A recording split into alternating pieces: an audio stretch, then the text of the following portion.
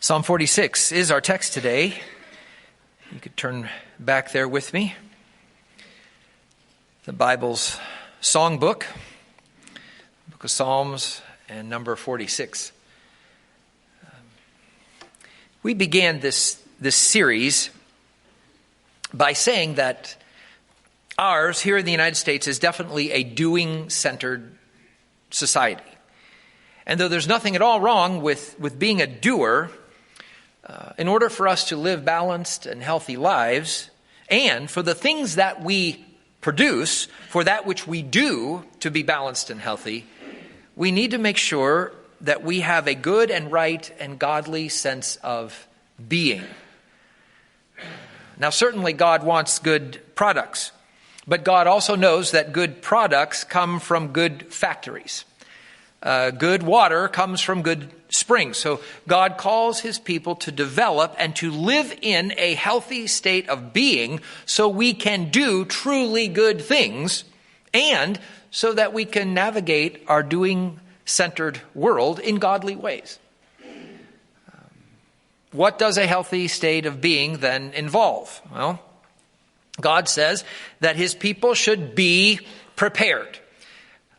And while the Bible speaks of being prepared for a lot of different important things, it especially emphasizes our being prepared for Jesus' return. We said 2 weeks ago that being ready to see Jesus brings context and perspective and health to every other part of life. God wants us to live in a state of preparedness. He wants us to be prepared. Last Sunday, we said God also tells us that his people should be faithful. Like the believers at the church of Smyrna were faithful to Jesus will, especially in hard times and especially in the face of being persecuted for their belief in Jesus. He says, be faithful. Continue to be faithful. Making preparedness and faithfulness our default positions as followers of Christ helps to keep us on an even keel and to give our days and years an orderly and a sustainable cadence. That's why God says, be prepared, be faithful. And today, a third component of a healthy state of being, be still. Be still. Now, let me say, if it's true that the most poignant sermons are those that come directly out of the preacher's personal experience, then this one would have to be up there on this list. I knew that I was going to be out of the office one day, all day last week. I knew that for at least a week. And I also knew that I was going to be out of town for about 10 days beginning tomorrow, which meant I had a lot of stuff to get done in a short amount of time. So the plan for last week was to work way ahead and try to knock stuff out. But then last week actually happened, didn't it? There were all the you know what it was like. There's all these complications of the weather, which then created issues both here and with my mom in Ohio that I needed to tend to. And then I had a vehicle issue, and then I had a plumbing issue, and then several urgent things came up here at church. And it seemed like the more I tried to think and write and pray about being still, remember, the more distracted I got. I was preparing for today, but I could not get any peace at all about what it was that I was preparing. So I started in one direction and I deleted that. And then I started in another direction and I deleted all that. And I got going in a third direction, and it wasn't long before I knew that really wasn't it either. But it was too good to delete, so I didn't delete it. I think it was worth holding on to for a little while. I'll let you know when I use it. But still, at that point, on a week that I needed to work ahead, I was way further behind than I would have been on a normal week. I thought of the saying one of my aunts used to say, the hurrieder I go, the behinder I get. So then last Wednesday night, Sometime in the middle, I didn't look at the clock, sometime in the middle of the night, I was lying in bed awake. Usually when I'm awake at night, there's a reason. There's something specific on my mind. But, that night there was truly nothing at all on my mind. And I know some of you thinking, oh, that sounds about normal for you. And I want you to know I forgive you for that. But in that moment, lying there, the Lord clearly said, so, how are you going to teach anyone anything about being still? And that's all he had to say. I knew exactly what he meant. I mean, if you have to wait until the middle of the night to be able to ask someone that question, then that means it's a question that someone needs to be asked, doesn't it? God declares there in verse 10, be still and know that I am God. Be still. That's the way most translations put it, although I found some that say cease striving or be quiet. The Message paraphrase says step out of the traffic. The Hebrew word there is harpu, which translates as a combination of, like a lot of Hebrew words, we don't have one English word that catches it all. But it translates it with a combination of the ideas of letting go, surrendering, quieting ourselves, sinking down, and relaxing. Harpu. So that was the message of this ancient Jewish song. Let go of your striving, your tension, all that noisy worry that has just got you in its grip. Let go of all that and remember, realize, know that God is God. That was a very practical and necessary thing for Jewish people to remember. And unfortunately, it still is today, It still is today. About a week ago, my son Ben sent me an article about a survey that had been conducted very recently by the Anti-Defamation League out of New York. They surveyed over 58,000 adults from 103 countries and territories, representing 94% of the world's adult population. And the survey found that 46% of them displayed anti-Semitic, anti-Jewish attitudes. 46%. And that reality is pretty much why the psalmist wrote Psalm 46. A huge part of the world, and I'd imagine even more back then than now, resents the Jewish people. Ben said, that's pretty alarming, isn't it? I said, well, Ben, honestly, I believe it, and I'm not surprised by it. And though we may not feel it as brutally as many do around our world today, the fact is, the very same is true for Christians. And the reason is simple. Our fallen world does not like it when any one person or group of persons stands up and declares, I know the way. Or in Jesus' case, he declares, I am the way. No matter how kindly or graciously or genuinely lovingly they've said that, anyone who dares to say, I know the way, in most places in our world gets beaten up by the unsaved, non-Christian world around them. And that is nothing new.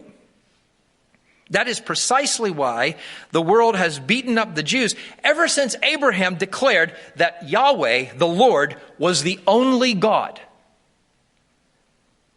The unsaved world, unwittingly operating under the influence of Satan, just cannot accept that sort of claim. It cannot accept that exclusivity. That is, though, the assertion of God. It always has been, and now in the New Testament world, it is the assertion of Jesus, God's Son. God, Yahweh, the God of Abraham, Isaac, and Jacob, says that he is not a God, not one in a mixture of gods. He is the God, the only God. And there's no other God like him. There's no other way. There's no other truth. There's no other life. That's God's position, and that's God's people's position. And so the natural person, the unredeemed person, either spits in the face of that idea and sooner or later spits in the face of the person who suggests that. Or they come to embrace it and realize that they need God's grace for themselves. To the Jew, God is the only God. To the Christian, Jesus is the only Savior, the only way to the only God. Those are non-negotiable orthodox principles of Judaism and Christianity. That's the position of God. That's the position of all who follow God in our world. And the writer of this psalm understood that. He understood the Jewish predicament. And so the purpose of half of this psalm is to assure God's people that in a world where their assertions and declarations about God would be heavily challenged, God will indeed prevail.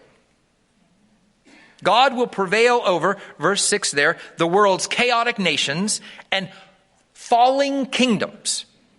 He is powerful to make wars cease, even to destroy the instruments of battle. So even though the nations around them rage against them, God's people have no reason at all to fear.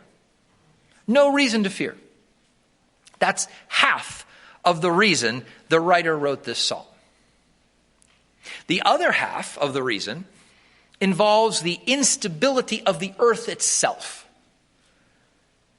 See, because of the fall, not only was the stability of people upended, the stability of the earth itself was upended. So now we have things in our world like floods and storms and earthquakes and fires. And these sorts of things were the other threateningly unpredictable components of the lives of the ancient peoples. So powerful were those kinds of natural phenomena in their lives that many cultures presumed that they represented gods themselves.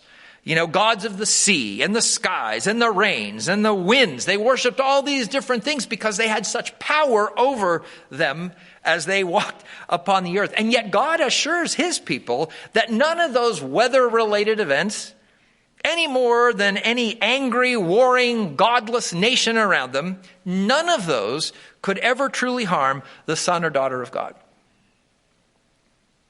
Because of the sin of our world, these troubles and calamities are with us. We all understand that, don't we? We've seen them in parts of our own nation recently. They're with us, but they cannot do us any lasting harm because God is far greater, far bigger, and far more powerful than any of those things and any of those people. God is our refuge and strength, verse 1 says, an ever-present help in trouble. God does not deny that there's trouble. Real trouble in our world. But in the midst of it, God is our refuge and our strength and our ever-present help. And because of that, come what may, we need not live in fear. We need not fear.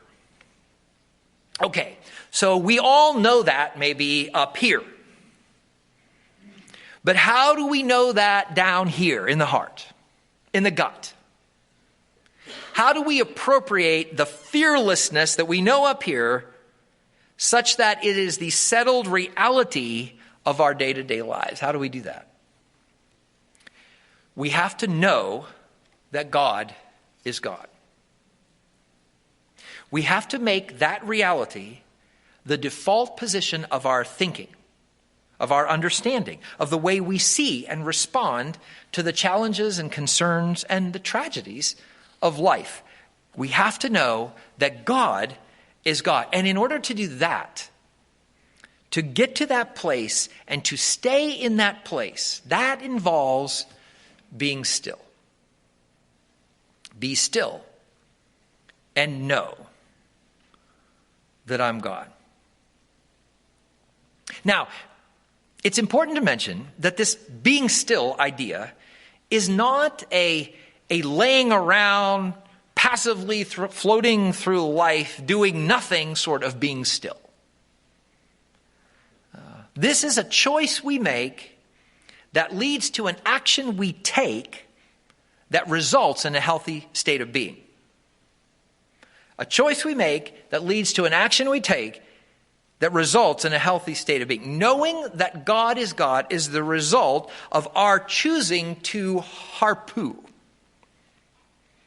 Our choosing to cease striving over this or that, to let go of, to surrender the pressures and concerns and threats that life brings. Harpu is choosing to do those things. Now often, though, we get this backward. It's interesting. We get it backward. Often we think that God's imposition of his power and sovereignty in some divine, miraculous way causes us or forces us or allows us to harpu, to cease our striving. But God's saying here that our choosing to be still, our choosing to relax, surrender, that's what reminds us of his power, which then empowers us to live without fear. You see the difference? It's a difference of order. We tend to think that if God would only do something, if God would only be God in this situation, then we could relax. But God's saying we need to relax, and then we'll know that God is God in this situation. We put ourselves in a place of trust, and then God makes up the difference. Does that sound familiar? That's living in faith. That's what that is. That's what Moses said to the people as they were running from the Egyptians. It's the very same idea. He said, the Lord will fight for you. All you need to do is be still. Faith means that stillness comes before God's action in our lives. And that stillness, that surrender, that letting go of those things that threaten us, that's the way to a life without fear. It's a choice we have to make of how we're going to be. And just like the choices of being prepared and being faithful, it's a choice that we have to make from time to time. Whenever we detect in ourselves fearfulness or anxiousness or worry or hopelessness, that's a signal that it's time to make, again, the conscious choice to let that go. To be still, to enter into this state of surrender and release so that we can know, not just up here, but down here, so we can know that God is God and that God is in control of this thing in our life. If God is the God of the weather and of the nations that rage against us, then certainly he's God of whatever it is that concerns us today. God is the God of our family, of our parents and our children and our grandchildren and all of their circumstances that we have on our mind and on our heart. God is God of that. God is God of our health. God is God of our nation and of her leadership and direction. God is God of our bills and our friends and our jobs and our futures. He's God of the largest and the smallest details of our lives. And while we may well know all of that here, it does take being still before him, surrendering and letting go of those things in order to know that God is God here. And there's a long distance between here and here sometimes. I wonder if anyone might need to do that this morning, to harpu, to let go, to surrender, to quiet ourselves, be still, so that we can really know who God is, and so he can take away the fear that we have of even the most fearsome situations in our world. To be still is a decision we make about how we are going to be. A decision about the attitudes of our lives. But it is also a decision that we have to remake from time to time. We have to remake it. I said that one sense of the word harpu is to sink down. That is a really good image for this. I imagine that as the difference between sitting on a hard, formal dining room chair versus sitting in a huge, overstuffed couch. You know, you've all sat on both of those things. You know what I'm talking about. Where are you most relaxed? Now, I'm not saying what hurts your back the least, but I'm saying where are you most relaxed? You're relaxed when you're sitting in something and not on something, right? When we sink down into a comfortable, secure, embracing place. That is part of the image of being still before God. That leads to knowing that He is God, which allows us to face anything and everything that life might bring without fear. Without fear. Regardless of whether they're literal or figurative, God is God of all the storms of our broken world. So maybe you're here this morning and you've never made the decision to trust God like that. To be still so you can know that God is God. You need to know that. And you can know that because of Jesus today. Because of Jesus and His grace, you can make the decision today about the direction of your life. Now, maybe you know that God is God here, but you're dealing with something that is really hard. And you need to know it again here. You need to sink down, to be still, to reset your state of being. If that is you this morning, there's no shame in that. As time goes by and as Jesus' return gets closer, here's the thing. The enemy's work in our world is only getting more intense. So the tensions in the lives of God followers are only increasing. I mean, we all have our limit. And unless we learn to deal with our fears and our tensions, they'll break us. They really will. People try all sorts of things. Christians even try all sorts of things to deal with their fears and their tensions. Drugs, alcohol, hobbies, holidays, go on vacation, go buy something, whatever. God says the only way that really works is to be still. To sink down and know that He is God.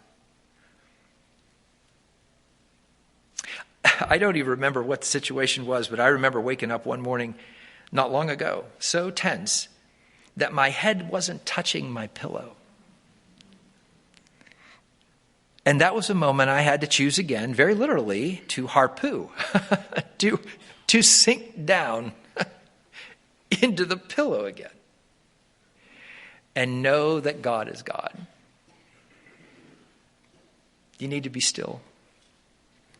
You need to sink down in God's presence today. Let's bow our heads here. We're going to close in two ways here today. The first is this. The psalmist wants us to feel a relief, a relaxation of being able to know that God is God of this situation, of this situation, of this situation. There's a quietness and a relief and a sigh kind of a moment in that. So you can make an altar where you are, or you're welcome to come to this one up here. But if you need to release something to the Lord today, if you need to harpu, to sink down, to let go, so that you can be still and really know in your heart that God is God.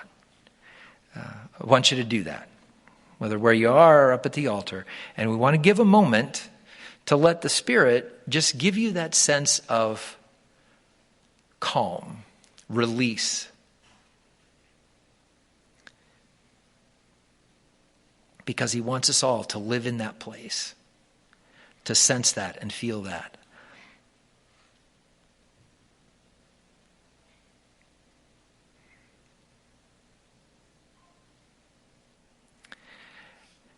And now here's the second part of how we're going to close. That God works with us like this is great news. It is victorious. It is strong because God is strong. This psalm is the scriptural underlayment for "A mighty fortress is our God." And we're going to sing that in victory and in triumph as our way of saying, yes, we know, God, that you are God. And we are walking forward without fear. No matter what life brings, you are our refuge and our strength, our fortress that nothing can damage. It's a song of victory. Jesus, thank you for making a way to God the Father and for helping us to know that we can be still before you, we can relax before you, and we can know that you are God and that we need not fear. No matter what life brings, we need not fear.